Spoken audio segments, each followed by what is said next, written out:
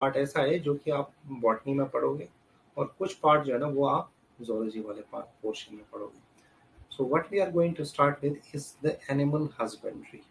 नाम तो सुना ही होगा, आई थिंक सभी ने देख ही रहा है आप लोगों को। देखिए ये कैटल, इवन चिकन, ठीक, यहाँ पे देखिए एग्स, ये फिशरीज का हो रहा है कुछ काम, ये सब भी ये चीजें इसमें एनिमल हस्बेंड्री में आते हैं। तो चलिए देखते हैं इसके बारे में थोड़ा सा डिटेल में। बहुत ही सिंपल सा चैप्टर है, आप लोगों को बहुत ज्यादा इसमें करने की जरूरत नहीं है। Just go through the NCERT, that will be it, वो that will be more than enough. तो चलिए देख लेते हैं हम। सबसे पहले तो पहली बात कि एग्रीकल्चर है क्या, क्योंकि animal husbandry is also included in actually agriculture. तो सबसे पहले देखते हैं है क्या एग्रीकल्चर। एग्रीकल्चर से मतलब क्या है?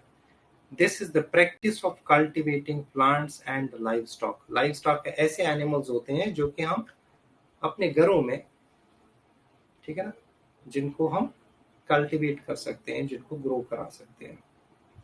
ठीक, अब यहाँ पे अब इसमें तो कई सारी चीजें आती है एग्रीकल्चर प्रैक्टिस में। एक है प्लांट ब्रीदिंग या प्लांट ब्रीडिंग, और दूसरा है एनिमल हस्बेंड्री। हमारा टॉपिक आज का एनिमल हस्बेंड्री के बारे में है। प्लांट ब्रीदिंग तो आई थिंक आप लोग बॉटनी में पढ़ोगे, या तो पढ़ चुके होगे या फिर पढ़ोगे ही आगे। तो देख लेते हैं इसमें क्या है। सबसे पहली चीज कि एनिमल हस्बेंड्री है क्या चीज, what is this animal husbandry. So let us start. पहले आप लोग क्या करें, यहाँ पे पहली चीज जो हम लोग यहाँ पे देखेंगे वो है कि एनिमल हस्बेंड्री क्या चीज है। इसका डेफिनेशन देखते हैं कि कौन कौन से एनिमल्स हम इसमें इंक्लूड करते हैं और किस पर्पस के लिए ये चीज एनिमल्स को हम किसी तरह से ब्रीड कराते हैं, या जो दूसरे उनसे बेनिफिट्स हम लोग लेते हैं। सो ये वॉच दिस वीडियो और उसके बाद हम डिस्कशन को और आगे की तरफ बढ़ाएंगे। Animal husbandry, it's a branch of agriculture. Note कर लीजिएगा, branch of agriculture concerned with, किससे कंसर्न्ड है? Breeding, caring and raising the live stock. Live stock का ब्रीडिंग, लाइव स्टॉक की केयर, उनका रख रखाव, बीमारियों से बचाना है, उन्हें कैसे मैनेज करके रखना है, that all comes under animal husbandry. जब हम लाइव स्टॉक वर्ड यूज करते हैं तो इससे मतलब क्या है? कौन कौन से जानवर ऐसे हैं जो कमर्शियली हमारे लिए बहुत इंपॉर्टेंट हैं? बहुत से जानवरों को हम एज अ डोमेस्टिक एनिमल भी रखते हैं। Cows, agreed, buffaloes, sheep, sheep से क्या मिलता है? ऊन मिलती है ना, भेड़ से। देन ऑक्स, खेत में हल जोतने के काम आता है। हॉर्स, घोड़ा जो है मीन्स ऑफ ट्रांसपोर्टेशन में यूज होता है। गांव देहात में तांगे भी होते हैं, घोड़े से चलने वाले तांगा होते हैं ना। देन गोट, बकरी, बहुत सी जगहों पे गोट का मिल्क इस्तेमाल किया जाता है। Then pig, camel also, camel को भी खेतों में काम करने के लिए भी यूज करते हैं, राइट? बैलगाड़ियां भी आपने देखी होंगी, उसमें भी कई जानवरों को यूज किया जाता है। So this is what is included in the live stock.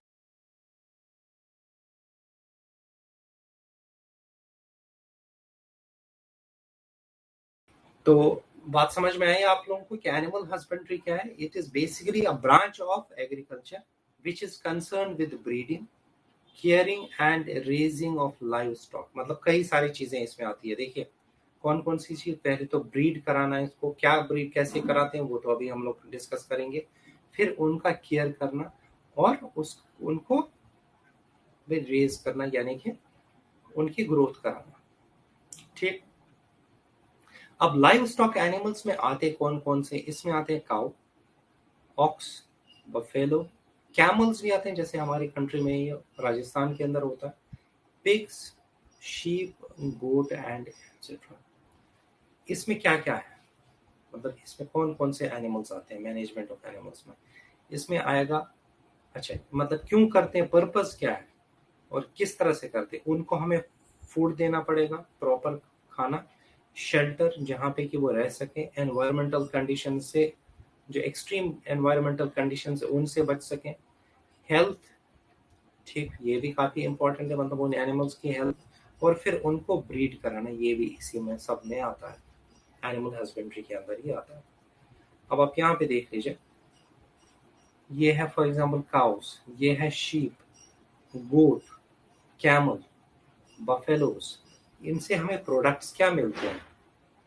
बताइए, इनसे हमें क्या प्रोडक्ट्स मिलते हैं? सर मिल्क्स मिलते हैं, ये वेरी गुड, ट्रांसपोर्टेशन में हेल्प करते हैं हमारे, बहुत और बढ़िया, हम लोग क्लोथ्स भी बनते हैं इनसे। क्या बात है, आप तो पूरा ही जानते हो। अब लग रहा है इनके प्रोडक्ट्स आपको बहुत पसंद है। चलिए, है सभी को ऑलमोस्ट पसंद होते हैं, एंड दिस इज एक्चुअली हमारी कंट्री में ज़्यादा इम्पोर्टेंट क्यों है? क्योंकि बहुत सारे लोग वेजिटेरियन हैं, जिनको प्रोटीन का सोर्स जो ना, उनके लिए मिल्क और उसके प्रोडक्ट्स ही होते हैं। क्योंकि नॉर्मली आप लोग जानते हो कि नॉर्मल जो वेजिटेबल्स होते हैं उनमें प्रोटीन कंटेंट रिलेटिवली कम होता है। तो we obtain milk and its products. तो ऐसा नहीं सिर्फ मिल्क, बल्कि उससे जो बनते प्रोडक्ट्स हैं वो भी मिलते हैं। देन क्या सिर्फ उतना ही, और भी तो चीज़ें मिल सकती है? बिल्कुल मिल सकती है। क्या? मीट। जो मीट खाने वाले लोग, उनको मीट यहाँ से मिलते हैं, which is a very good source of protein. ठीक, कुछ और देखिए लाइवस्टॉक प्रोडक्ट्स क्या होते हैं। मीट एंड एग्स, ये भी इसमें। शेल फिश, ये जाहिर सी बात है सीज का प्रोडक्ट है। फिश एंड हेल्स, ये सब भी इसमें आते हैं। बट इतना ही नहीं है, और भी क्या चीज मिलता है? For example from the sheep we obtain the wool, है ना? कुछ तो खैर मीट भी देते हैं, but we can also get wool from it. Other products include milk, meat and उसकी जो स्किन होती है उसको भी यूज करा जाता है। ठीक, और फिर देखिए ये कुछ और लाइव स्टॉक प्रोडक्ट्स है, जैसे कि honey that you obtain from honey bees, या इसी तरह से silk that you can obtain from silk worms. जानते हो ना सभी, ये भी तो हो ही सकता है, बिल्कुल हो सकता है। So let's move on. Now did you know, देख रहे हो क्या चीजें और जानना है हमें, कि इंडिया और China, now this is something very important, कि लाइव स्टॉक पॉपुलेशन जो वर्ल्ड की है ना, वो 70% इंडिया और चाइना के अंदर है। लेकिन जो प्रोडक्ट है इसका, लाइव स्टॉक प्रोडक्ट, उसमें से सिर्फ 25% ही है। That means they are having low productivity, we are having quite low productivity, है ना? भाई जब सारी पॉपुलेशन की वर्ल्ड ओवर इतनी ज्यादा है कि भाई 70% इंडिया और चाइना में ही है, तो उसी हिसाब से तो ये भी होना चाहिए था कि भाई प्रोडक्ट भी, बट नहीं। उसका मतलब ही क्या है कि प्रोडक्टिविटी कम है। और ऐसा क्यों होता है वो भी चीज हम आगे डिस्कस करेंगे। Did you know that India is the largest milk producer in the world? India is the largest milk producer in the world. तो अच्छी बात है, हालांकि इसमें भी फिर वही वाली बात है कि प्रोडक्टिविटी कम है। तो अब यहाँ पे अगर हमें अच्छी क्वालिटी का मिल्क या उससे जो बनने वाले प्रोडक्ट्स हैं वो चाहिए, तो हमें हमारे लिए बहुत इंपॉर्टेंट है management of dairy farm. Management of dairy farm is very essential. तो चलिए अब आगे बताइए, तो देखते हैं कि क्या क्या फैक्टर्स होते हैं जिनका हमें ख्याल रखना पड़ता है कि हम एक डेयरी फार्म को मैनेज कर सकें, है ना? So let us talk about it. Factors for dairy farm management क्या क्या है? फूड, शेल्टर जिसमें कि वो रह सकें, हेल्थ उनकी, ये भी काफी इंपॉर्टेंट है। देन ट्रांसपोर्टेशन में इनको यूज करा जाता है, और फिर कंट्रोल ब्रीडिंग। एक्चुअली हमारा जो टॉपिक है ना मेन, वो ये कंट्रोल ब्रीडिंग वाला ही रहेगा आगे। तो सबसे पहले देखते हैं डेयरी फार्म मैनेजमेंट में हम लोग क्या क्या चीजें करते हैं। ठीक है ना, डेयरी फार्म मैनेजमेंट हम लोग क्या क्या चीजें करते हैं। तो आप ये वीडियो देखें सचिन सर का, और फिर हम इसके बारे में और डिस्कशन आगे बढ़ाएंगे। डेयरी आ जाती हैं ये सारी चीजें, dairy farm management. So when you use the term dairy, इसका मतलब क्या है? डेयरिंग से मतलब क्या है? It is management of animals for milk and its products for human consumption. Dairy products are related to what? Milk and milk products, right? What are the different dairy farm animals? मतलब मोटे तौर पे कहा जाए तो ऐसे कौन कौन से जानवर हैं जिनसे हमें डेयरी प्रोडक्ट्स मिल रहे हैं? आप कहेंगे भाई गाय, भैंस, बकरी, ज्यादातर हमने दूध इन्हीं का सुना है। इसके अलावा आपको पता होगा कई पहाड़ी इलाकों में शीप जो है, भेड़ जो है, उसका दूध भी इस्तेमाल किया जाता है। और भी एक हैरानी वाली बात बताऊंगा भी आपको, देखें जी। सो डेयरी फार्म एनिमल्स में cow, right, buffalo, guy and भैंस, right? Cow is guy and buffalo is भैंस. I hope you can distinguish between these two very clearly. ऊंट है जी, camel, right? गोट है जी, बकरी, ये सभी mammals हैं. Mammals have mammary glands. The female mammals have mammary glands to produce milk, right? Okay, interesting बात बताते हैं जी. Have you heard of donkey dairies?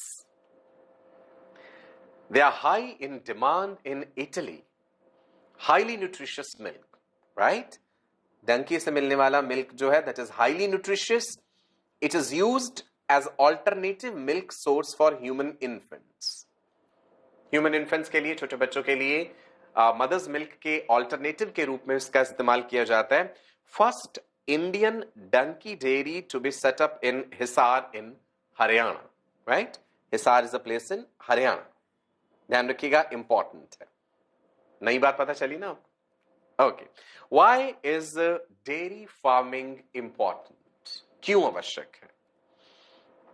बहुत सारे प्रोडक्ट्स हैं डेयरी प्रोडक्ट्स. दूध से ही दही बनता है जी, कर्ड. घर में देखिए आपने प्रक्रिया, दूध से दही जमाती है ना मम्मी, राइट? बायोटेक्नोलॉजी है ये भी. तो अब दही बन गया, दही को कन्वर्ट करते हैं हम किस में जी? दही से लस्सी भी बनती है, राइट? छाछ भी बनती है, बटर मिल्क भी कहते हैं जिसे हम. देन दूध से खोया बनाया जाता है भाई. दूध से जो मलाई आई है, मलाई से गर्म करते हैं जब उसे, तो घी भी बनता है, मक्खन भी है. So you are familiar with all these products. Cheese also, ये सब डेयरी प्रोडक्ट्स हैं.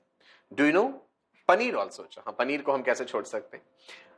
Do you know that there are some people who cannot consume these dairy products because of the enzyme lactase, which is absent in their intestinal juice?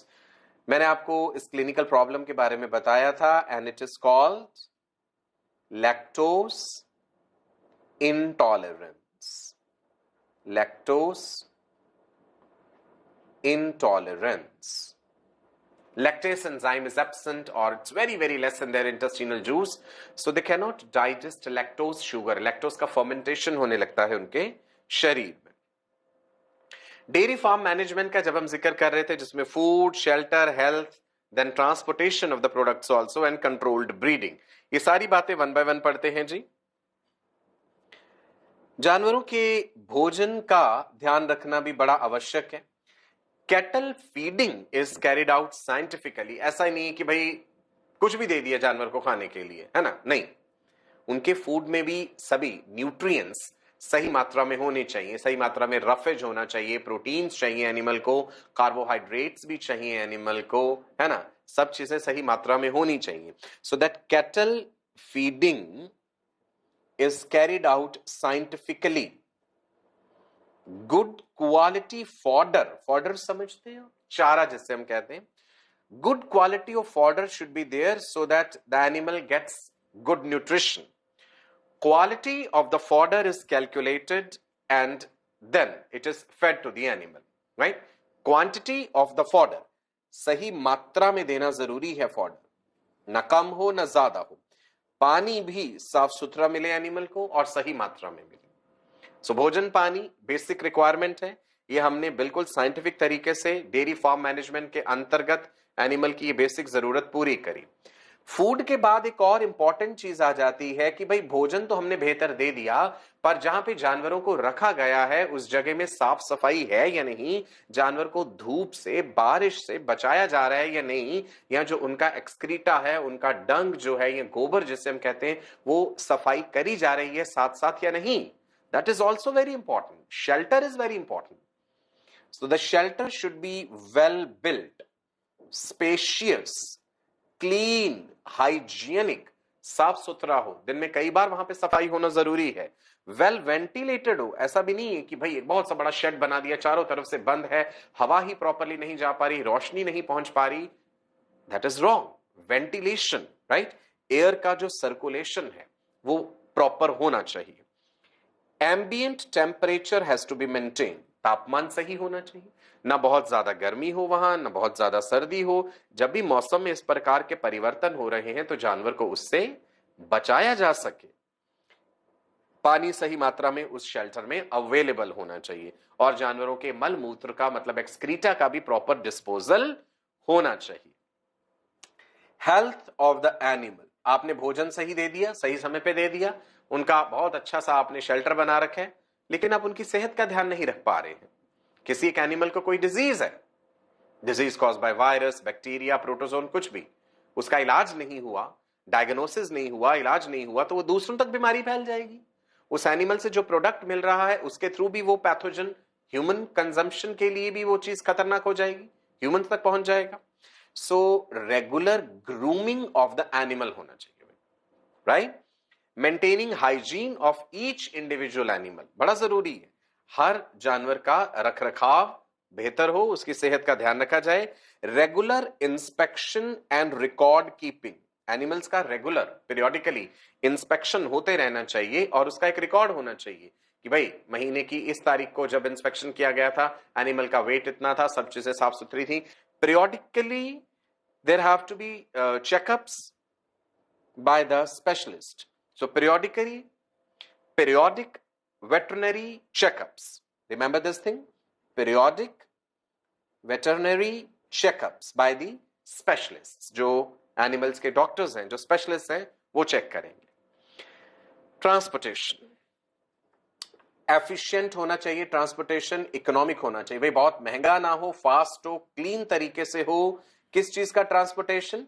जो product हमें मिल रहा है that is milk, and milk से मिलने वाले और products जो हैं उनका रख रखाव, उनका ट्रांसपोर्टेशन एकदम हाइजेनिक तरीके से, साफ सुथरे तरीके से वो पहुंचना चाहिए जहां भी उसके लिए स्टोरेज फैसिलिटी है. Stringent cleanliness and hygiene of the cattle and handler while milking. Milking, you understand, जब जानवर का दूध निकाला जा रहा है, जो मिल्कमैन है, मिल्कमेड है, उन्हें ध्यान रखना है इस चीज का कि उनके अपने हाथ साफ सुथरे हों और वो स्वयं भी पूरी तरह से साफ सुथरे हैं. And stringent cleanliness conditions maintain होनी चाहिए. Mechanized milking to minimize direct contact. आपने सुना होगा जानवरों का दूध निकालने वाली मशीन जिसे हम कह देते हैं, जो एनिमल के मेमोरी ग्लैंड्स पे लगा दी जाएगी और ऑटोमेटिकली वहां से मिल्क निकलता रहेगा. That is mechanized milking, so that direct contact with humans जो हो रहा है वो जितना कम से कम हो सके, मिनिमाइज हो सके.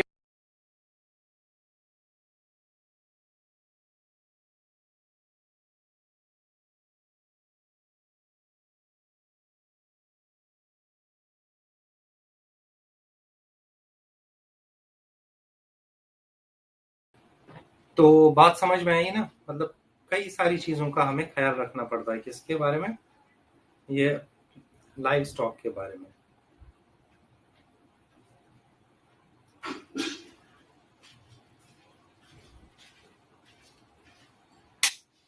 तो देख लेते हैं जरा कौन कौन सी चीजें हो सकती है.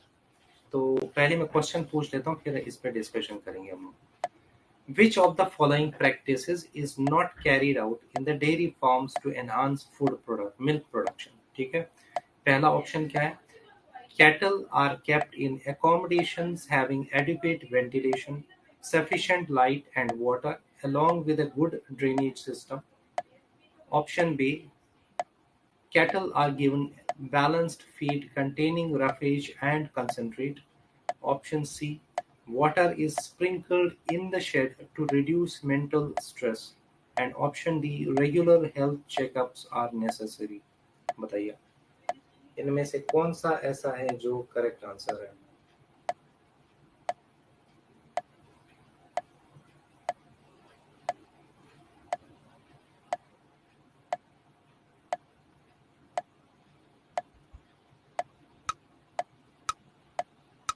Regular health checkups are necessary.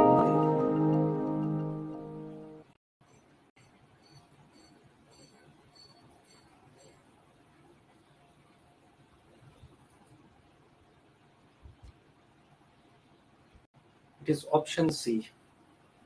The water is sprinkled in the shed to reduce the mental stress. It is option C.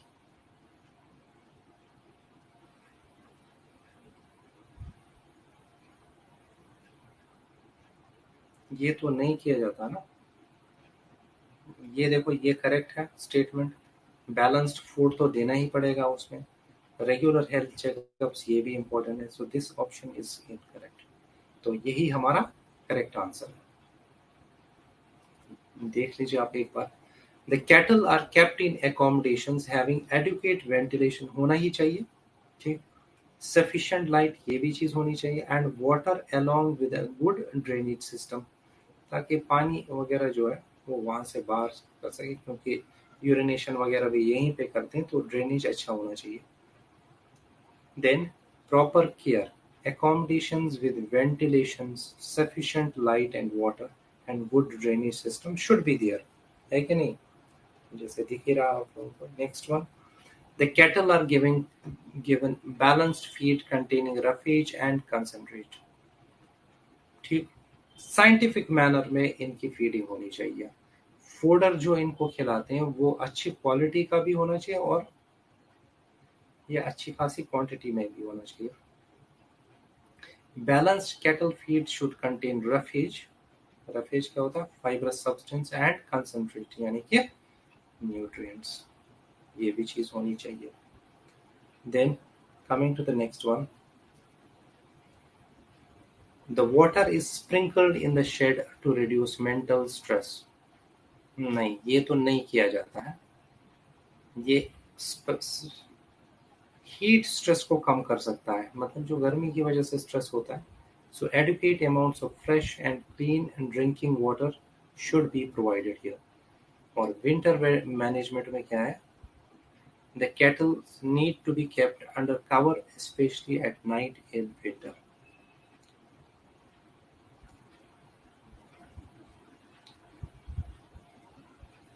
I hope that is clear. So यहाँ पे और क्या चीजें हैं? Regular health checkups are necessary. Regular inspection होनी चाहिए, record रखना चाहिए इसका। और वेटेनरी डॉक्टर्स जो होते हैं, क्योंकि देखो एनिमल्स में थोड़ा सा डायग्नोस करना मुश्किल होता है। क्यों? क्योंकि आप लोग जानते हो भाई, ह्यूमन बींग्स तो अपनी प्रॉब्लम्स बोल सकते हैं, ये नहीं बोल सकते, तो जाहिर सी बात है ये थोड़ा सा रिलेटिवली क्या होता है, मुश्किल होता है इनको डायग्नोस का। ठीक। तो ये है क्या क्या चीज फैक्टर हमने पढ़ा? फूड, शेल्टर, हेल्थ, ट्रांसपोर्ट, और उसके अलावा अब नेक्स्ट जो है ना वो है कंट्रोल ब्रीडिंग। ये कंट्रोल ब्रीडिंग से क्या है, इस चीज को अभी हम लोग पढ़ेंगे। तो अब इसके बारे में थोड़ा सा और डिटेल्स में जानते हैं कि ये कंट्रोल ब्रीडिंग कैसे करा जाता है। ठीक। तो चलिए आप ये वीडियो देखिए और फिर हम इस पे और डिस्कशन आगे की तरफ ले जाते हैं। नाउ कंट्रोल्ड ब्रीडिंग नोट कर लीजिएगा। A scientific process of mating selected individuals, mating of the selected individuals to produce offsprings with desirable characteristics। हमारे पास एक ऐसी ब्रीड है काऊ की जो ज्यादा दूध देती है। मेल पार्टनर जो है वो डिजीज रेजिस्टेंट है, स्ट्रॉन्ग है। सो इन दोनों को आपस में क्रॉस करा के हम एक ऐसी ब्रीड बना सकते हैं जिसमें ये दोनों डिजायर्ड कैरेक्टर्स आ जाएं, मिल्क यील्ड भी ज्यादा हो और वो डिजीज रेजिस्टेंट भी हो। This is what is called controlled breeding. समझे आप? साइंटिफिकली ये चीजें हम करते हैं। जैसा कि आप यहां पे देख पा रहे हैं, high milk yielding female mammal cow. This is disease resistant male animal. इनको क्रॉस करा के हमें जो मिला high milk yielding and disease resistant breed.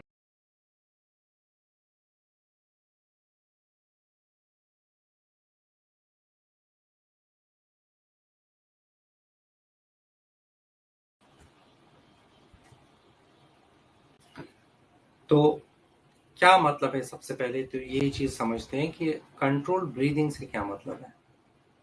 This refers to mating of selected animals to produce offspring with desired characteristics.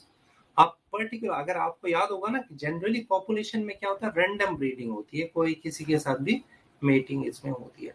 But अगर आप कुछ particular animals को ही आपस में मेटिंग कराए ना, तो उसको क्या बोलेंगे आप? कंट्रोल इन ब्रीडिंग, कंट्रोल ब्रीडिंग. तो ऐसा क्यों करते हैं? ताकि जो प्रोजेनी इनकी हो उसमें कुछ ज्यादा अच्छी तरह से डिजायरेबल कैरेक्टर्स जो है वो प्रोड्यूस हम कर सकें. ठीक, जैसे फॉर एग्जांपल अगर एक मेल ऐसा है जो कि डिजीज रेजिस्टेंट है और दूसरी जो काव है वो हाई मिल्क यील्डिंग है, तो उसमें हो सकता है कि जो ऑफस्प्रिंग के अंदर बनेगी ना इनसे, कि उसके अंदर ये दोनों ही डिजायरेबल क्वालिटीज हों. सो हाई मिल्क यील्डिंग काव, this one is the disease resistant bull. ठीक, तो हो सकता है कि जो आपका ये हाइब्रिड बन गया, इसमें हाई मिल्क यील्डिंग और डिजीज रेजिस्टेंट भी हो सकता है ये. ठीक, तो मतलब दोनों ही के अच्छी क्वालिटीज या डिजायरेबल क्वालिटीज जो है ना वो आपको मिल रहे हैं.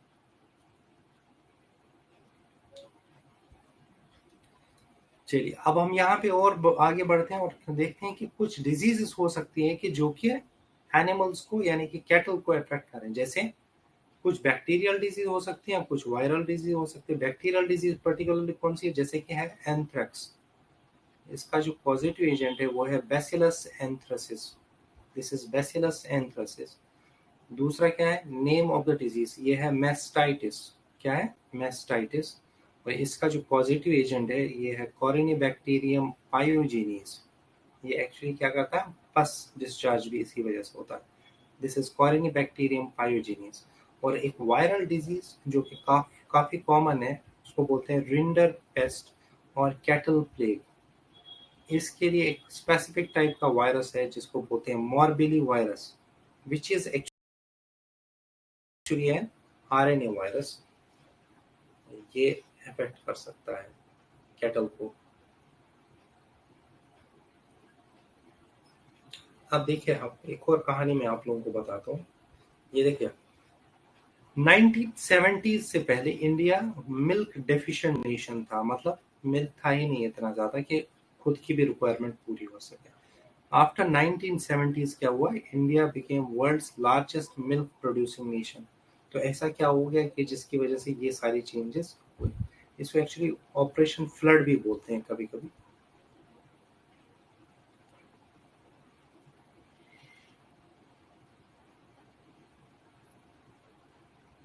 अब यही देखते हैं कि इंडिया वर्ल्ड का लार्जेस्ट मिल्क प्रोड्यूसर कैसे बना. ये बना ड्यू टू व्हाइट रेवोल्यूशन. अब ये व्हाइट रेवोल्यूशन क्या है, इस चीज को अब हमें समझना है. What we are going to discuss is about the white revolution. आप इसके बारे में ये वीडियो देखें और फिर हम और इस पे डिस्कशन करते हैं. Let's talk about revolution. The project flood in India. Varghese Kurian. The project flood resulted in white revolution. The father of white revolution, Varghese Kurian. Please remember the name. Milk production बहुत ज्यादा बढ़ोतरी हुई. गांव देहात में रहने वाले लोगों की इनकम में इजाफा हुआ. मिल्क के प्राइसेस बेहतर हुए. Employment and improved income for dairy farmer to ensure constant and steady supply of milk in return. Gujarat के आनंद नामक जगह में, शायद आपने सुना भी होगा, वहां से शुरुआत हुई इस चीज की।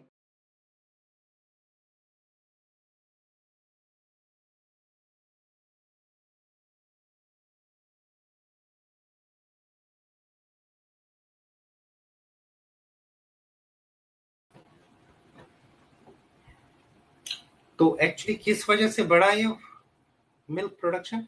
ऑपरेशन फ्लड की वजह से। और इसी की वजह से हम लोग क्या बोल सकते हैं कि व्हाइट रेवोल्यूशन आया। तो ये है doctor Verghese Kurien, who is also referred to as the father of white revolution in India. तो इस व्हाइट रेवोल्यूशन के क्या क्या ऑब्जेक्टिव्स थे? पहली बात कि मिल्क प्रोडक्शन को बढ़ाया जाए।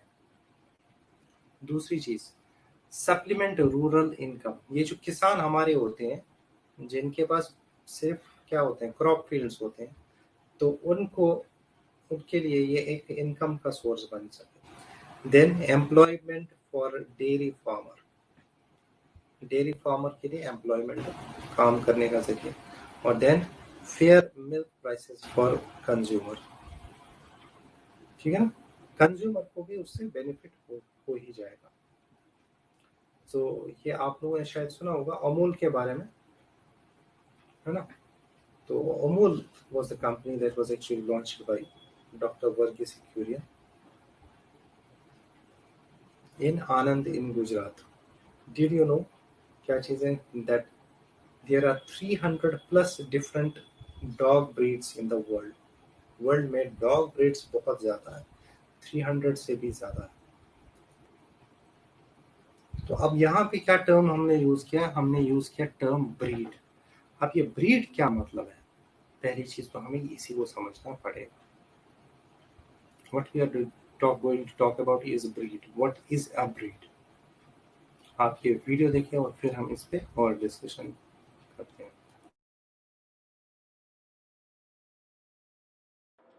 When you say it mean, breed शब्द का मतलब क्या है समझिएगा गौर से। ब्रीड क्या है? अ साइंटिफिक ग्रुप ऑफ एनिमल्स और प्लांट्स। ब्रीड टर्म हम प्लांट्स में भी यूज करते हैं, प्लांट ब्रीडिंग जब हम कहते हैं।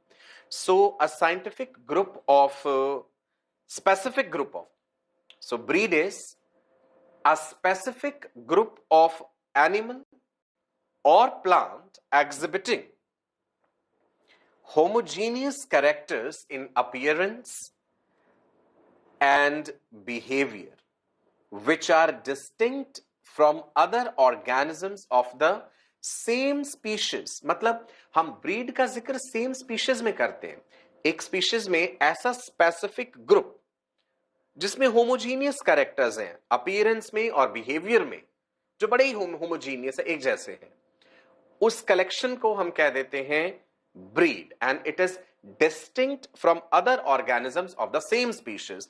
जैसे कोई भी स्पीशीज है, स्पीशीज एक्स कह दिया मैंने सपोज, ठीक है जी, इसी के अंतर्गत अलग अलग ब्रीड्स आ जाएंगी।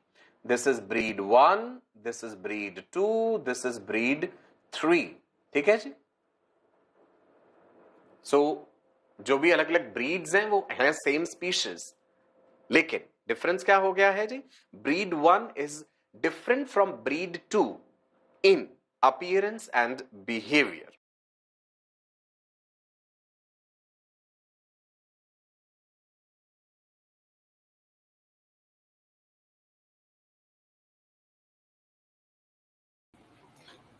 तो अब यहाँ पे देख लीजिए आप, ब्रीड मतलब क्या होती है? एक ऐसा group of animals which are related by descent. Descent मतलब इनका कोई जो एंसेस्टर है वो कॉमन है, और they are similar in most characters. General appearance इनकी एक ही जैसी है, इनके फीचर्स एक ही जैसे हैं, साइज एक ही तरह का है, कॉन्फ़िगरेशन इनका सब कुछ चीजें एक ही तरह थे। तो उनको उसको क्या बोलते हैं हम? We call it as a breed. ठीक, this is referred to as a breed. So a group of animals that are related by descent and are similar in most characters such as general appearance, features, size, configuration, उसको हम बोलते हैं breed। तो अब example के तौर पे आपको बताऊं कि काउस के ना 26 से ज्यादा ब्रीड्स इंडिया में, and there are 7 different breeds of buffaloes in India. हम लोग सिर्फ अभी मैं फिलहाल सिर्फ इंडिया की बात कर रहा हूँ।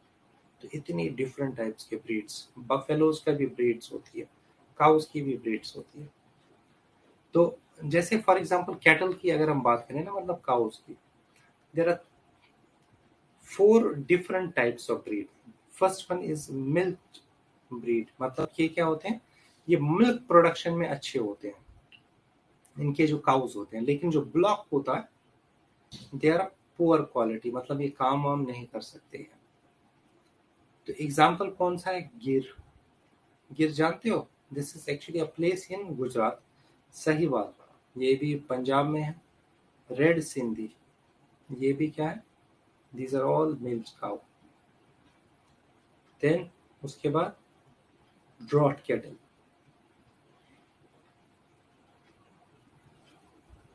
इनमें क्या होते हैं, जो ब्लॉक्स होते हैं they are good for working, मतलब अलग अलग पर्पस के लिए, जैसे सवारी के लिए, ठीक है, उसके लिए अच्छे होते हैं। लेकिन काउस जो है ना वो पुअर मिल्क प्रोड्यूसर्स होती है। जैसे कौन कौन सा है, कंगयम, और दूसरा कौन सा है, Hallikar. Kangayam and Hallikar, is that clear? Then we have the third type, ये क्या है, जनरल यूटिलिटी ब्रीड्स।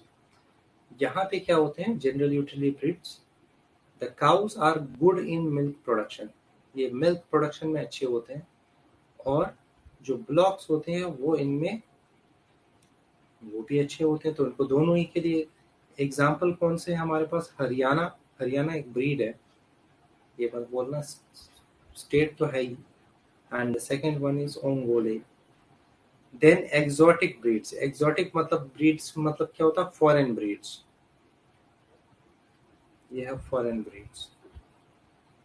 और जो ये फॉरेन ब्रीड्स होते हैं, here the bullocks are of good quality, ठीक। और काउस मिल्क प्रोडक्शन में अच्छे होते हैं। शायद आप लोगों ने नाम सुना होगा, एक है हॉलस्टीन फ्राइजियन, एक है जर्सी। ये आपने जर्सी काउ शायद सुनी होगी। They are very good milk producers. Is that clear?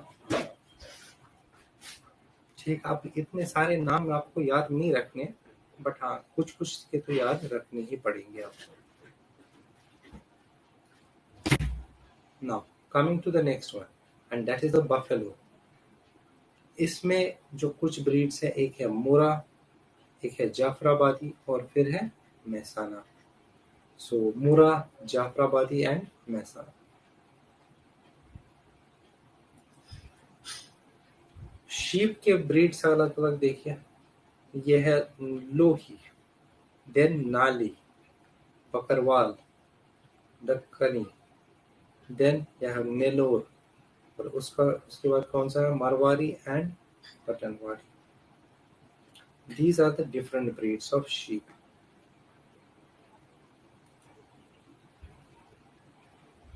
तो ये जो ब्रीड्स होती हैं ये कैसे, मतलब बनती कैसे हैं, कैसे प्रोड्यूस होती है, एक प्रोसेस होता है जिसको हम बोलते हैं एनिमल ब्रीडिंग। एनिमल ब्रीडिंग के थ्रू हम इन ब्रीड्स को बना सकते हैं, डेवलप कर सकते हैं।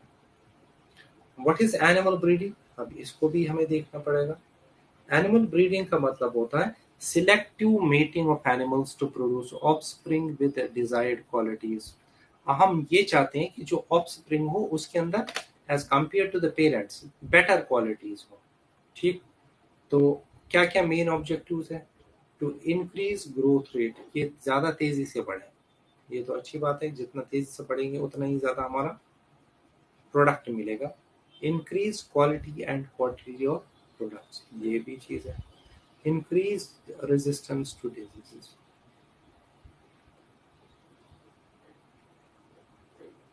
and then increase reproduction rate as well,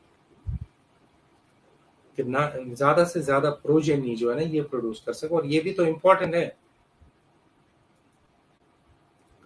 now animal breeding को हम ब्रॉडली 2 कैटेगरीज में डिवाइड कर सकते हैं, एक है इनब्रीडिंग, एक है आउटब्रीडिंग। इन ब्रीडिंग में क्या करते हैं, mating of closely related animals is done, ठीक। और दूसरा क्या है, outbreeding, mating of unrelated animals is done.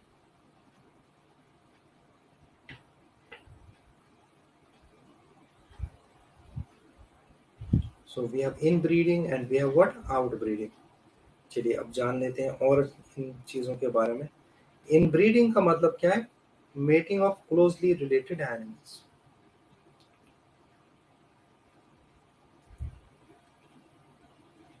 तो चलिए देख लेते हैं हम। पहला, सबसे पहले इन ब्रीडिंग के बारे में जानने की कोशिश कर लेते हैं।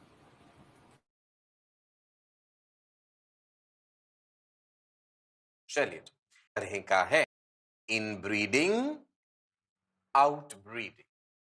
जैसे ब्लॉक बना के ऐसे ये बनाया ना फ्लो चार्ट, आप भी ऐसे ही बना लीजिए, आसान रहेगा। इन breeding, out breeding. Out breeding की फिर हम फर्दर अभी आगे टाइप्स देखेंगे। इन ब्रीडिंग से क्या मतलब है, closely related in breeding, so it is mating between the closely related animals. Out breeding, mating between the unrelated animals. अच्छा, जब हम क्लोजली रिलेटेड कहेंगे और जब जानवरों को अनरिलेटेड कहेंगे तो मतलब क्या है यहां पे, वो समझना है अभी हमें। क्लोजली रिलेटेड कब कहना है और अनरिलेटेड कब कहना है।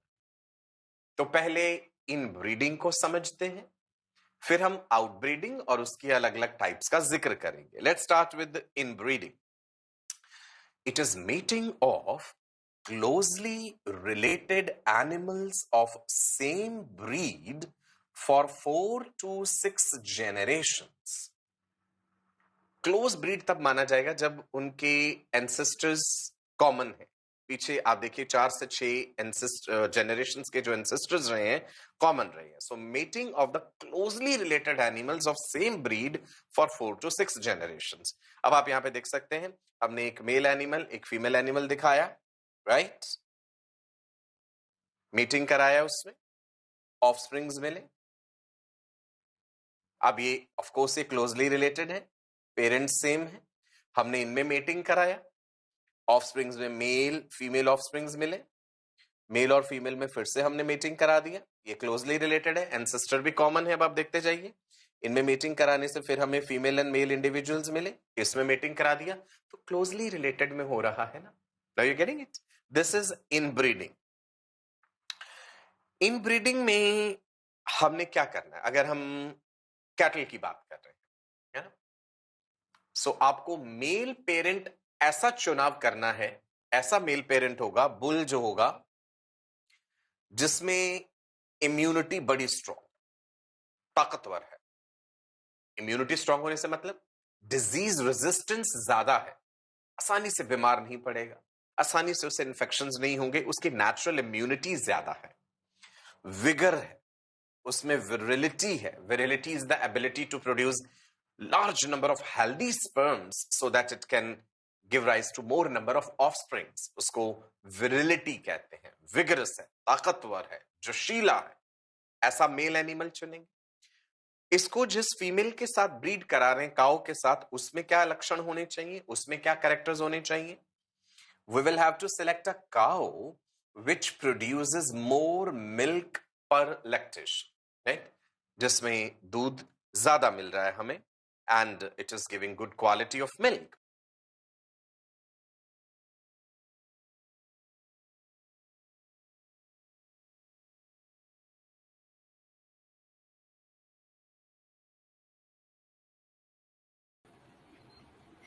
तो सबसे पहले देख लीजिए, सबसे पहला क्या है फेनोमेनन, यह है इन ब्रीडिंग। इन ब्रीडिंग में क्या करते हैं हम, mating of animals of the same breed for 4 to 6 generation. 4 to 6 generation मतलब क्या है, जो पिछले 4 से 6 जनरेशन हैं उनमें ये they should be related by decent, मतलब एक ही जनरेशन के होने चाहिए, एक ही ब्रीड के। किस लिए करते हैं, गुड क्वालिटी प्रोजेनीज के लिए and to produce pure lines. एक चीज आप समझिए, इन ब्रीडिंग के से क्या होता, होमोजाइगोसिटी क्या होगी? It increases. अगर आपको मालूम है ना कि कोई एक ब्रीड है जो पहले से ही अच्छी है, तो उस केस में हम इनब्रीडिंग करते हैं। So it increases homozygosity.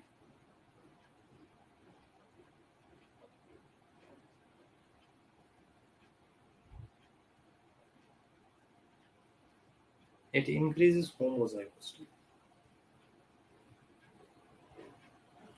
बनेगा ना?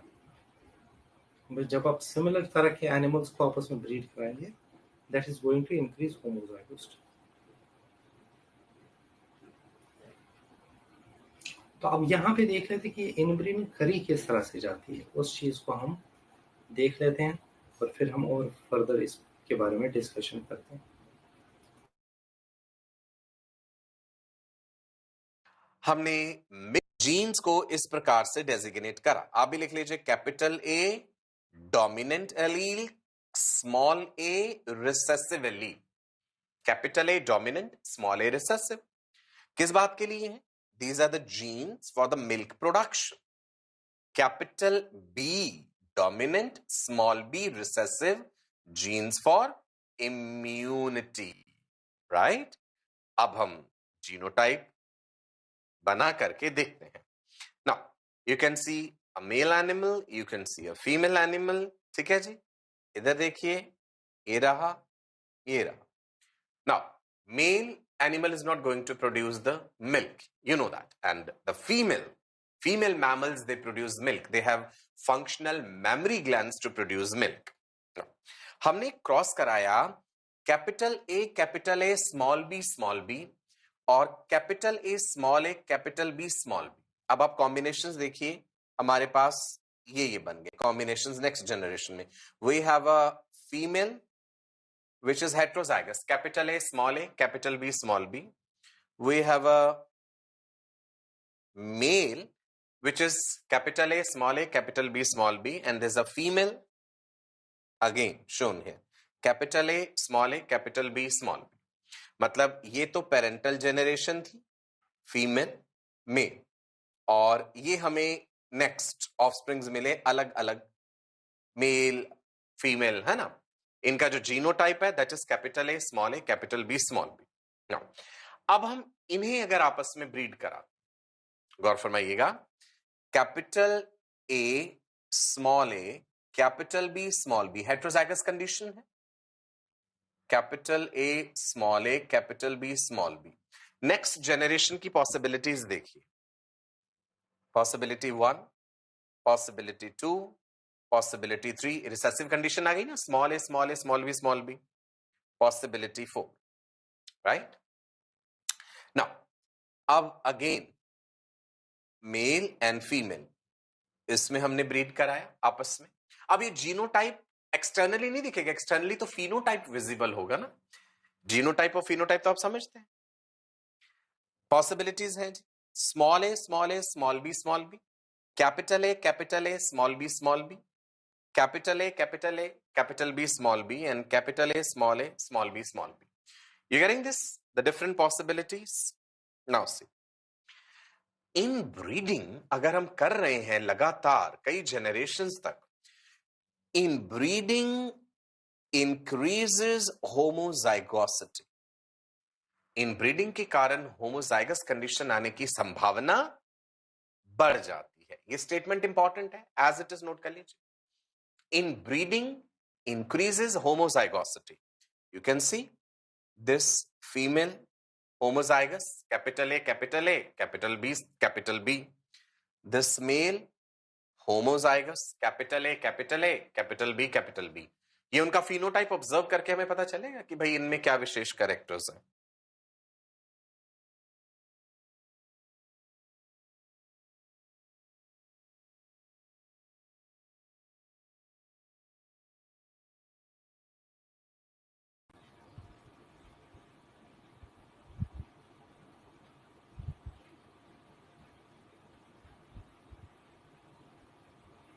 तो क्या पता चला हमें कि इन ब्रीडिंग से सबसे पहली चीज क्या होती है? It increases homozygosity. होगा ही, ये तो आप एक्सपेक्टेड कर ही रहे हैं। And it also helps in the accumulation of superior aliens. यानी कि जो बेटर एलियल्स होते हैं ना वो एक्यूमुलेट हो जाते हैं, क्योंकि होमोजाइगस होंगे ना, होमोजाइगस होंगे तो हम लोग कौन सी कोशिश करेंगे, जो एलियल्स अच्छे होंगे, सुपीरियर एलियल्स है वो। Now, breeding for 4 to 6 generations lead to the production of pure lines or true breed. Now, this is important कि जब 4 से लेकर 6 जनरेशन तक ब्रीडिंग कराते हैं इन एनिमल्स के बीच में, then pure lines or true breeds are formed. Is that clear? तो यानी कि ये भी काफी important. Now, did you know और क्या चीजें हमें जानना चाहिए कि race horses are inbred to preserve the genes for speed and strength. ठीक है, ये रेस हॉर्सेस की बात हो रही है।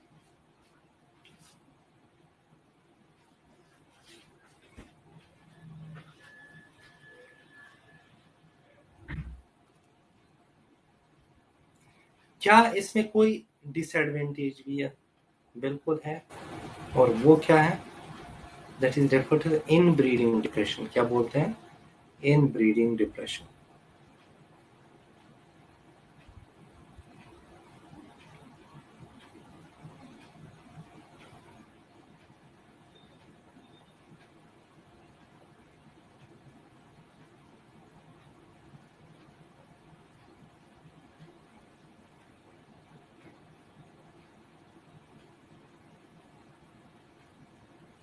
इसको हम बोलते हैं इन ब्रीडिंग डिप्रेशन। तो देखते हैं जरा ये इन ब्रीडिंग डिप्रेशन से क्या मतलब है, क्या एडवांटेज या इसके डिसएडवांटेजेस है। आप लोग ये वीडियो देखिए, फिर हम और इस डिस्कशन को आगे की तरफ ले जाते हैं। सो रिसेसिव जीन्स जब हम इन ब्रीडिंग लगातार कराते रहेंगे तो इन ब्रीडिंग डिप्रेशन हो जाएगा, रिसेसिव एलील्स एक्यूमुलेट हो जाएंगे, जिसके कारण फर्टिलिटी एंड प्रोडक्टिविटी कम होती जाएगी। ये बात भी मद्देनजर रखना जरूरी है। इन ब्रीडिंग कॉन्टिन्यूसली कई जनरेशंस तक होता रहा आपस में ही, तो रिसेसिव और हार्मफुल एलील्स जो है वो एक्सपोज होंगे, उनके एक्सप्रेस होने के चांसेस बढ़ जाएंगे, फर्टिलिटी कम होने लगेगी, प्रोडक्टिविटी भी कम हो जाएगी।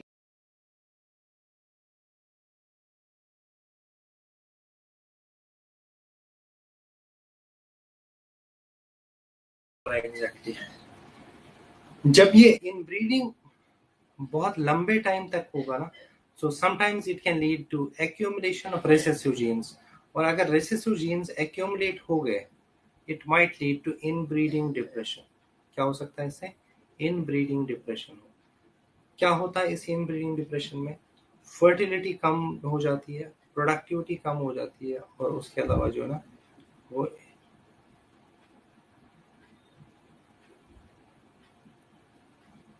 तो ये सब चीजें जो है ना इसकी वजह से हो जाती है। किसकी वजह से? इनब्रीडिंग डिप्रेशन की वजह से।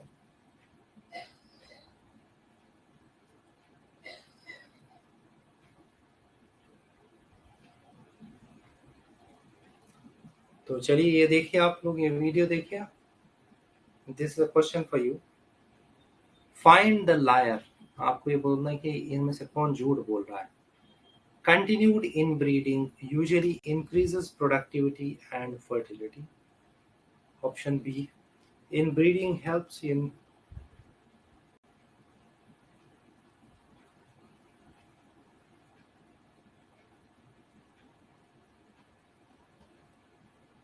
बताइए बेटा। Continued inbreeding increases fertility and productivity. बिल्कुल सही बात। This is correct. This one is false. Inbreeding increases homozygosity and is generally considered for the generation of pure lines.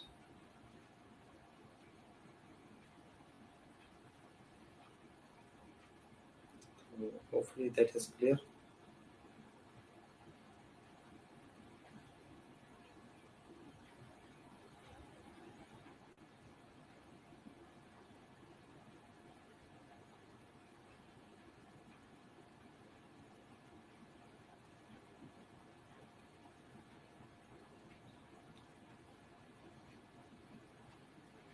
इसी कंडीशन को हम बोलते हैं इनब्रीडिंग डिप्रेशन।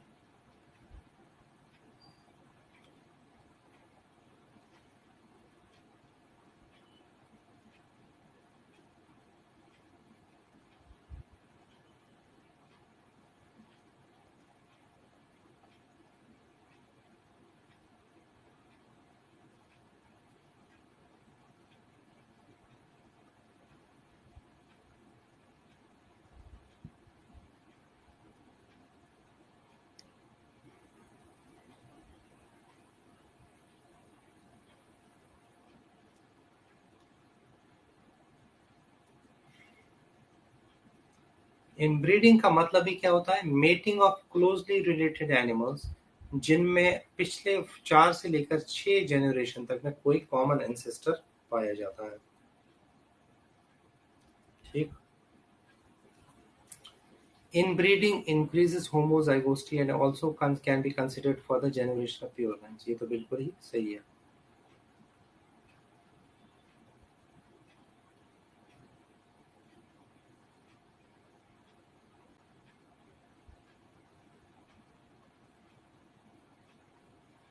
अब आप यहाँ पे देख लीजिए और चीजें क्या करते हैं इनब्रीडिंग में। द प्रोजेनी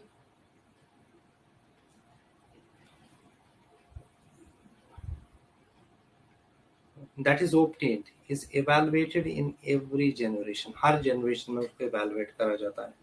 सुपीरियर मेल्स और फीमेल्स को हम फर्दर मीटिंग के लिए सिलेक्ट कर सकते हैं। Then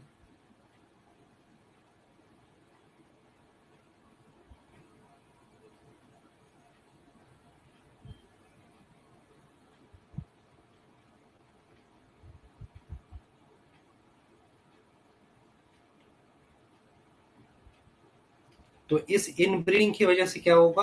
accumulation of superior genes and elimination of less desirable genes. मतलब जो कोई हार्मफुल होगा या अनडिजायरेबल जीन है तो उसको हम एलिमिनेट कर सकते हैं।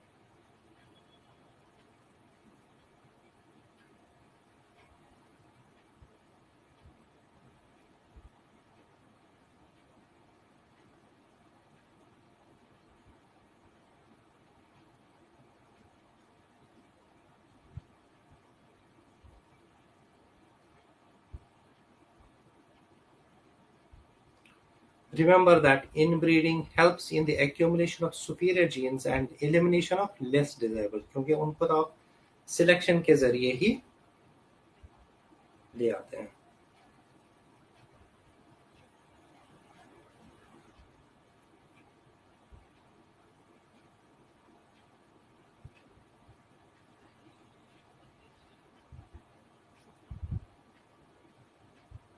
ये आप देख लीजिए इनब्रीडिंग डिप्रेशन कि अगर कंटिन्यूड इनब्रीडिंग करते हैं तो इसकी वजह से फर्टिलिटी भी रिड्यूस होती है और प्रोडक्टिविटी भी रिड्यूस होती है, और इसी को हम बोलते हैं inbreeding depression. This is referred to as inbreeding depression.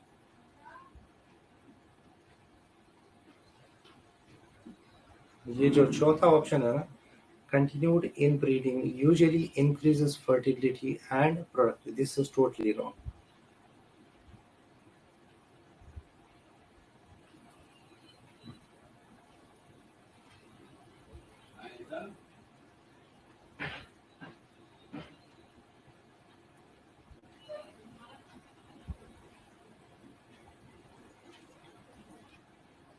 अब आप यहाँ पे देख लीजिए। अब I am going to ask you a few questions. तो ये है, which of the following is cattle disease is also known as cattle plague?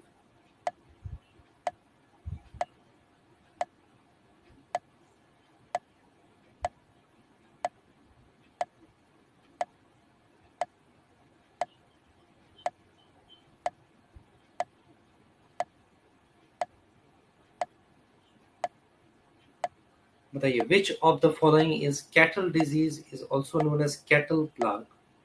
Option A, anthrax, bacillus anthracis। Option B, mastitis, it is caused by a bacterium known as Corynebacterium pyogenes। Option C is rinderpest,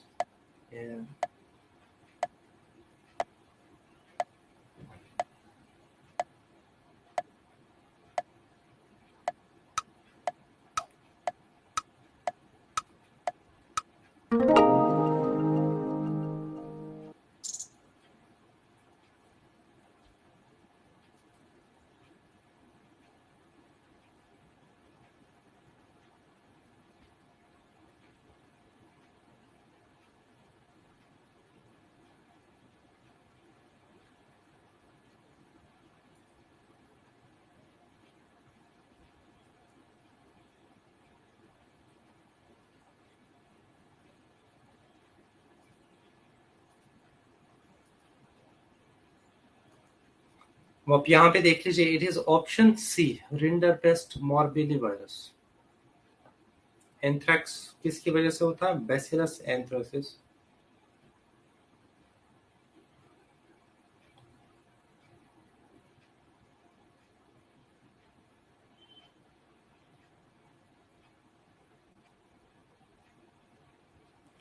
this is option C, यानी कि मॉर्बिलीवायरस।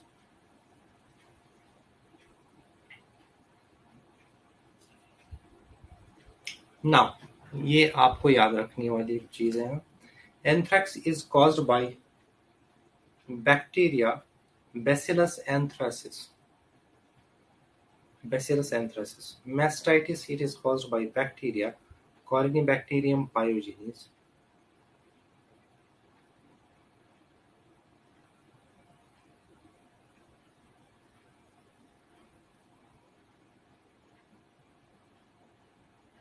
Mastitis किसकी वजह से होता है? Corynebacterium pyogenes. Rinderpest, जिसको हम लोग क्या बोलते हैं? Cattle plague. This is caused by morbillivirus or plurum. It is a disease of poultry that is caused by the bacterium Salmonella.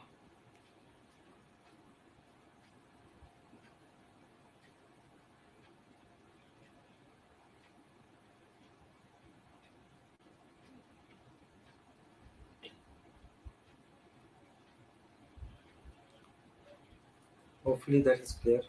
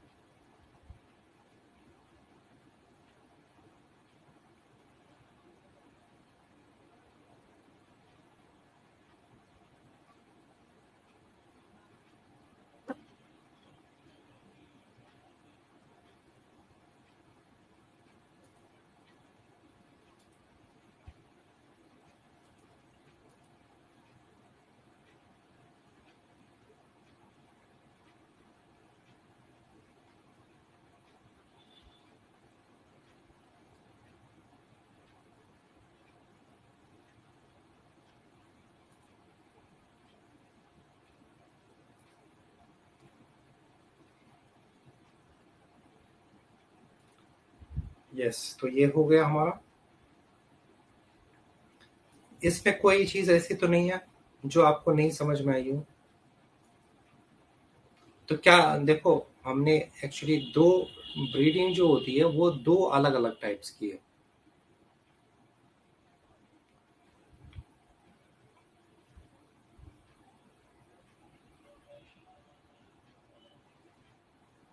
The first one is in breeding,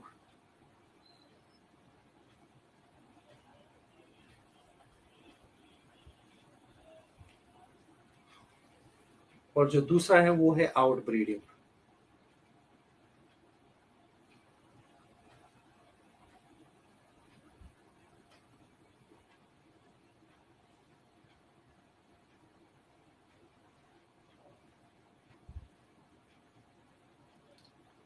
advantage देख लो, क्या होता है? Increases homozygosity.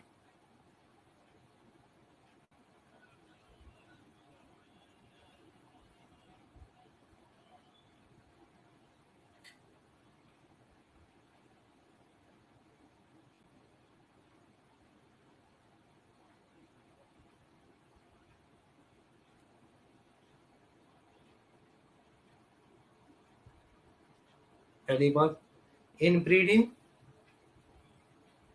होमोजाइगोसिटी बढ़ाता है। नहीं, ये इसी का टॉपिक है, इसी के साथ ही है। ठीक है, अभी आउट ब्रीडिंग का भी करेंगे ना। वैसे तो ये बड़ा सा लंबा सा टॉपिक है, बट हाँ, हम लोग इंट्रोडक्टरी पार्ट जो है ना इसका कर सकते हैं। और इसका डिसएडवांटेज क्या था बेटा?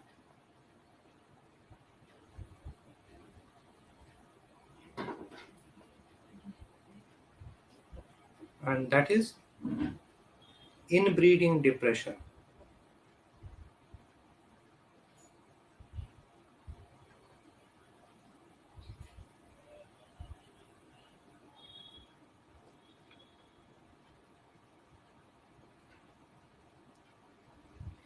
Inbreeding depression. और क्या होता है इनब्रीडिंग डिप्रेशन में? दो चीजें होती है, एक तो लो प्रोडक्टिविटी कम हो जाती है,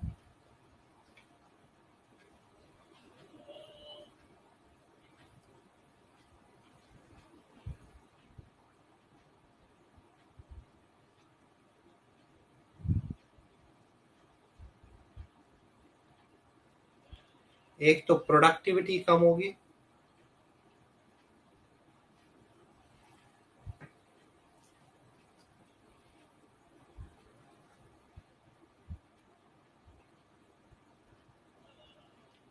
और प्रोजेनीज भी कम होती है उनके, less number of progenies.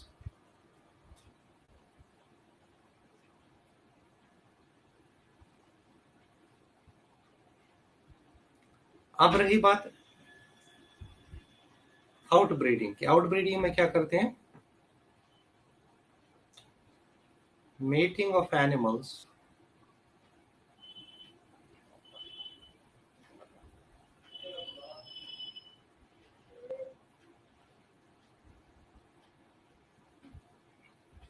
that are unrelated to each other.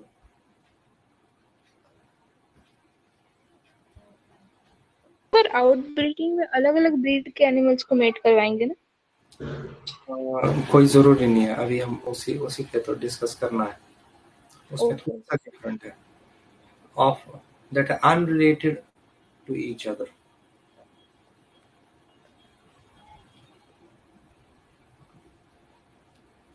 ठीक, ये तो सभी को समझ में आ रहा है ना? क्या होता है एग्जैक्टली आउटब्रीडिंग में?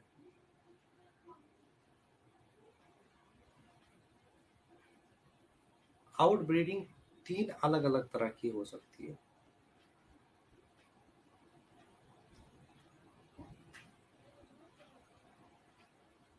एक होती है जिसको बोलते हैं हम आउट क्रॉसिंग।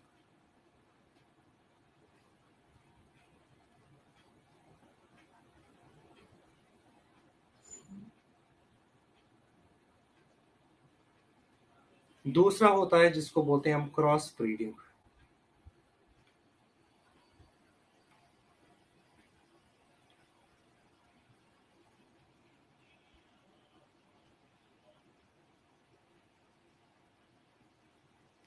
और एक और होता है जिसको बोलते हैं inter specific hybridisation.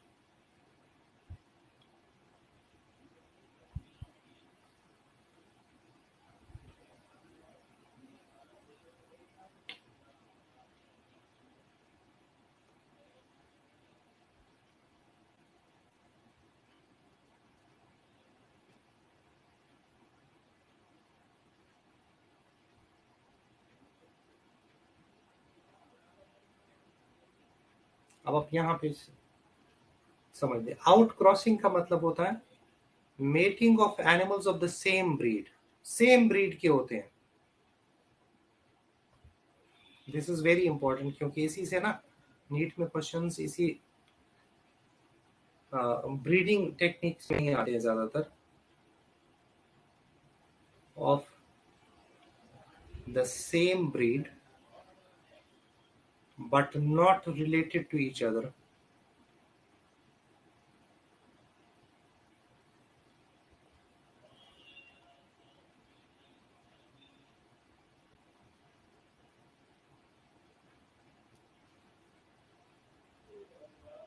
to each other in last 4 to 6 generations। मतलब पिछले जो 4 से लेकर 6 जनरेशन तक है ना, उसमें कोई भी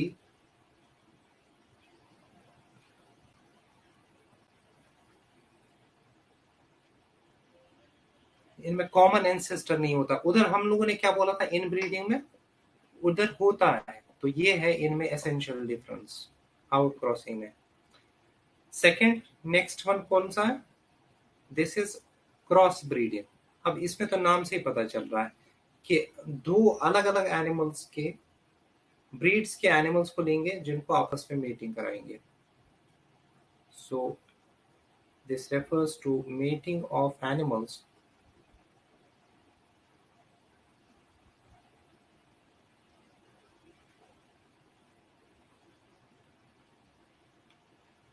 of different breeds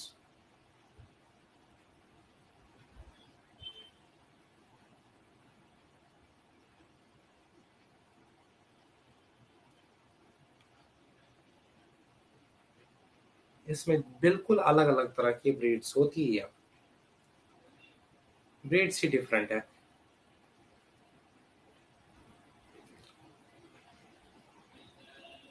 and then interspecific hybridization, इसमें क्या काम होता है कि दो अलग अलग स्पीसीज के एनिमल्स को आपस में मीटिंग कराई जाती है।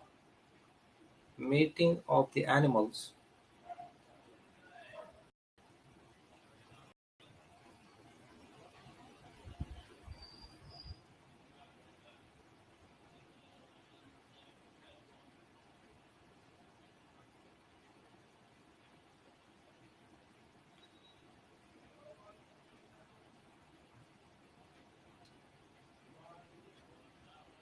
ऑफ टू डिफरेंट स्पीसीज, इसमें तो स्पीसीज ही डिफरेंट हो गए। जैसे म्यूल है ना,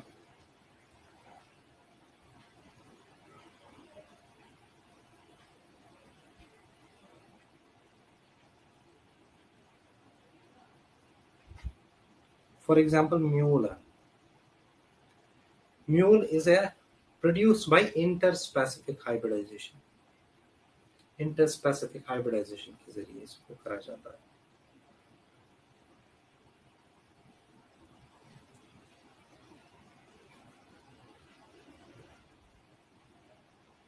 अब यहाँ ठीक है ना, थोड़ा सा और डिटेल में जाते हैं। ये जो म्यूल है ये कैसे बनता है? म्यूल तो आई थिंक सभी ने सुन रखा है।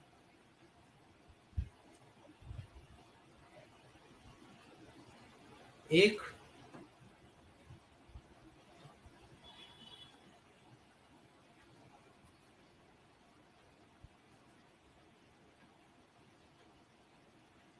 है इसमें फीमेल हॉर्स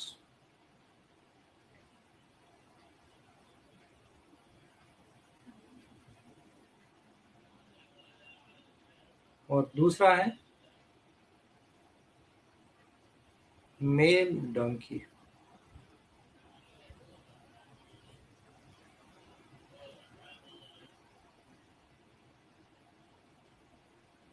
दूसरा है मेल डंकी।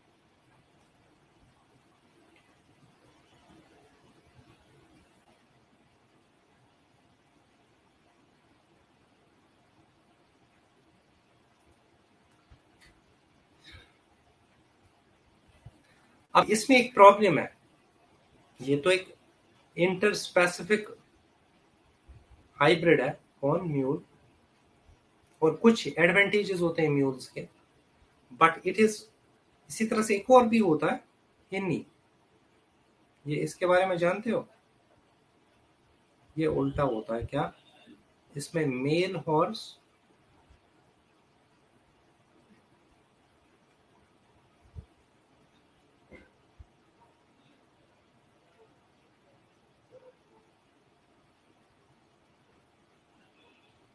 दूसरा है फीमेल डंकी। ये जो हिन्नी और म्यूल है इनमें क्या खास बात होती है? Yes anyone? They are sterile, that means they have no ability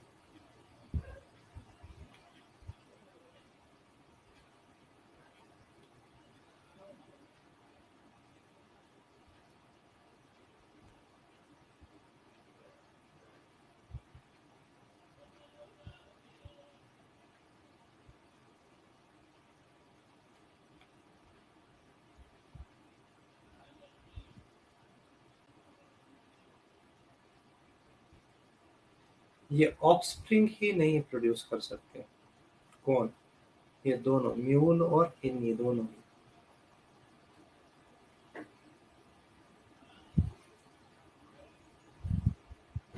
बताइए ऐसा क्यों होगा? देखो अगर आपको याद होगा स्पीसीज किसको बोलते हैं? Species a group of living organisms that are capable of interbreeding among themselves। तो एक पर्टिकुलर स्पीसीज के लिए क्या होता है कि वही ब्रीड कर सकते हैं आपस में। अब यहाँ पे किसी वजह से ऐसा हो गया है कि ये इंटर स्पेसिफिक हाइब्रिड हम बना सकते हैं, तो क्या लेकिन इसकी कोई अपनी अलग स्पीसीज होती है क्या म्यूल की? नहीं। तो आपको जब भी इस तरह से करना हो, मतलब जब आप एक नई ब्रीड बनाना चाह रहे हैं, ठीक है, तो आपको इन ही दो एनिमल्स को ये कर को मेटिंग करानी पड़ेगी, तो वो अपने आप से नहीं होगी। ठीक है, इसकी कुछ रीजंस है, वो थोड़ा सा डिटेल में हम लोग उसके बारे में डिस्कशन करेंगे। तो आप मुझे बताइए कि क्या सभी को समझ में आ गया? क्या सभी को समझ में आ गया बेटा? यस कोई? सर। ठीक है, बहुत ही आसान सा सर है थोड़ा सा। हाँ जी बताइए। ये जो स्लाइड थी ना, इसके पीछे वाली जो स्लाइड पे आप बता रहे थे इनब्रीडिंग के बारे में, सर उसको करिए ना, कुछ पूछना था उस पे। ये वाला, ये इस वाले पे है, बताइए। सर स्लाइड शो नहीं हो रही है। आप एक बार रिफ्रेश कर लो ना, मेरे एंड पे तो हो गया, एक बार इसके रिफ्रेश कर लो। पीछे सर, ये आप इन ब्रीडिंग में जो ये ऊपर बताएं, इंक्रीज होमो जाइगोस। जाइगोस्प्लिट, हाँ। या सर इसका मतलब मुझे नहीं समझ में आया था। क्यों? आपने तो उधर पढ़ा ना, मेंडल ने सबसे पहले क्या किया था जब उसने एक्सपेरिमेंट किया था? सेल्फ पॉलिनेशन किया था ना, याद है? यस सर, या तो उससे क्या होता है भाई? जो उसने किया, अगर आपने पढ़ा होगा, वो कैपिटल टी और स्मॉल टी, दो तरह के ये एलील्स होते हैं ना उसके, height height of the plant के लिए। याद है? याद है कि नहीं है? तो उसने क्या प्रोड्यूस किया था? जब आप एक ही तरह के उसको करेंगे ना, इसको सेल्फ पॉलिनेशन भी बोलते हैं या सेल्फिंग भी बोलते हैं, ठीक है, तो उससे होमोजाइगोसिटी तो बढ़ेगी ना। बताना मुझे, आपको याद आया कि नहीं आया? आपने पढ़ा हुआ है ये जेनेटिक्स में? या सर। चलो मैं बता देता हूँ। चलो अगर नहीं समझ में आ रहा तो क्या करते हैं इसमें, देखो उसमें क्या होता है। जैसे उसने दो टॉल प्लांट लिए, अब टॉल प्लांट तो दो तरह के हो सकते हैं, या तो होमोजाइगस कंडीशन में या फिर हेट्रोजाइगस कंडीशन में हो। ठीक, तो अब यहाँ पे क्या है, इसके जो गैमेट्स बनेंगे, अब मैं सीधे बना रहा हूँ, आई डोंट थिंक कि आप लोगों को ये बताने की जरूरत है ये क्या है। ये कैपिटल टी कैपिटल टी, ये क्या है? कैपिटल टी, और ये है स्मॉल टी। तो capital T capital T, capital T small T, capital T capital T, capital T small T, सारे टॉल अभी भी हो गए। अब नेक्स्ट जनरेशन में क्या करते हैं आप? दोबारा से इन दोनों को कराएंगे। ठीक, जितना आप कराते रहेंगे ना, मतलब आप अगर मान लो कि कोई इसमें से, अभी यहाँ पे तो एग्जांपल नहीं है, चलो यहाँ पे मैं कर सकता हूँ। सपोज करो कि यहाँ पे स्मॉल टी है, ठीक है, तो ये भी स्मॉल टी ही हो गया, ये भी स्मॉल टी हो गया, ये भी स्मॉल टी हो गया, ठीक है ना? ये तो पता ही है आपको। तो इससे कम से कम क्या हो गया कि जो स्मॉल टी वाले हैं ना, यानी रेसिस्टिव कंडीशन, उसको आप ये करो, क्योंकि वो डोवर्फ होता ना, ये तो टॉल होंगे सारे। तो जब आप धीरे धीरे करके करते रहोगे ना, in several generation, it will produce a homozygous बने। होमोजाइगस समझते हो ना, ये होमोजाइगस है, ये होमोजाइगस है, but we want this type of homozygous condition, जिसके अंदर की एक पर्टिकुलर जो है ना, एक एडवांटेज है, कोई स्पेशल कैरेक्टर है, डिजायरेबल क्वालिटी है उसके अंदर, उससे ही होगा। क्योंकि आप इस तरह के जो होंगे, फॉर एग्जांपल अगर इस तरह का होगा, रेसेसिव वाला अगर होगा ना, तो उसको आप एलिमिनेट करते रहेंगे। बात समझ में आ रही है? नहीं, रिपीट करना है क्या? रिपीट करना है? मान लीजिए कि बेटा आप क्या चाह रहे हैं, मान ये एग्जांपल के तौर पे मैं बता रहा हूं कि डिजायरेबल क्वालिटी जो है ना, ये है capital T, this is desirable allele. ठीक, दिस इज डिजायरेबल एलील। ठीक, तो अब अगर ये सेल्फिंग की वजह से क्या होगा ना, आपके अंदर ये ज्यादा चांसेस हो जाएंगे किसके, मतलब होमोजाइगसिटी बढ़ने के। होमोजाइगस कंडीशन ज्यादा होने के। जितना आप ये करते रहेंगे तो आप इस तरह से हो जाएगा। I hope that is clear. अगर वैसे समझाना तो बताइए। I hope this is clear to all. तो चलिए अपना ख्याल रखिए आप, और इस पे भी कंसर्न